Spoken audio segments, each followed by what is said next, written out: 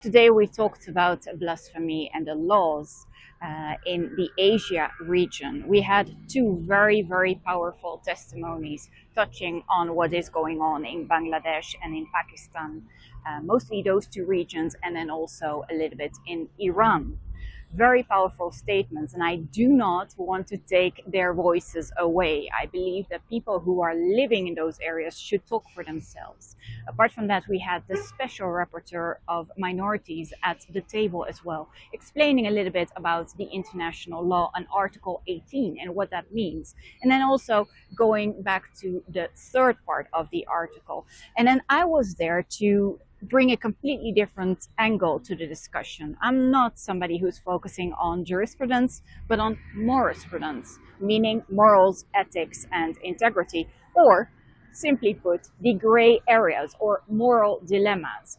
And what I really wanted to bring across is how difficult it is. And then on one hand, we have freedom of religion. On the other hand, we have freedom of expression.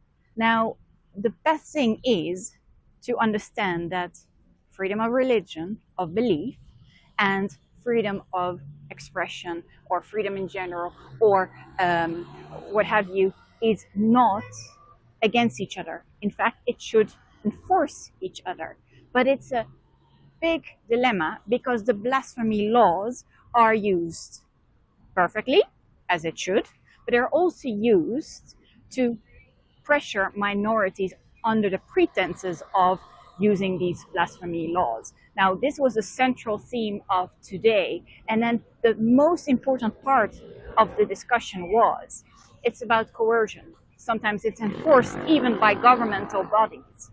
Sometimes it's enforced by and so on and so forth, with major consequences up to persecution and exclusion and extortion and all sorts of breaches of human rights, and then even death.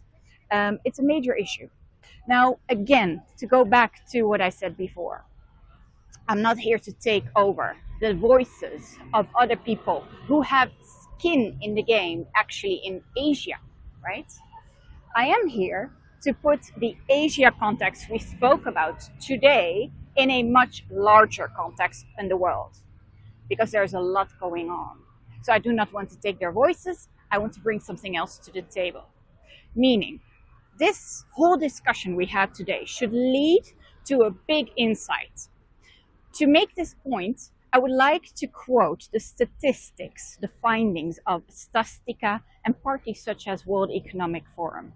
Let me be very clear and also bring it easily to you. On the list of global risks for the coming 2 years, we can still see erosion of human rights and erosion of freedom. It's not at the top of our list, right, in terms of risk analysis global-wide, but it's a little bit lower, meaning climate, biodiversity, technological disruption. It's all even prioritized. And then you have the freedom of human rights and, the erosion of human rights and freedom. But here's the interesting thing. In 10 years, somehow, the freedom and human rights part as a global risk disappears completely from the global risk list. How is that possible? I don't understand. It doesn't make sense with everything that is going on at the moment, and I don't buy it. I really don't buy it. Why does it disappear from the list of our priorities in the coming 10 years? It's a big question mark. As said before, we should learn from each region of the world. There's so much going on at the moment. There's a lot of turbulence.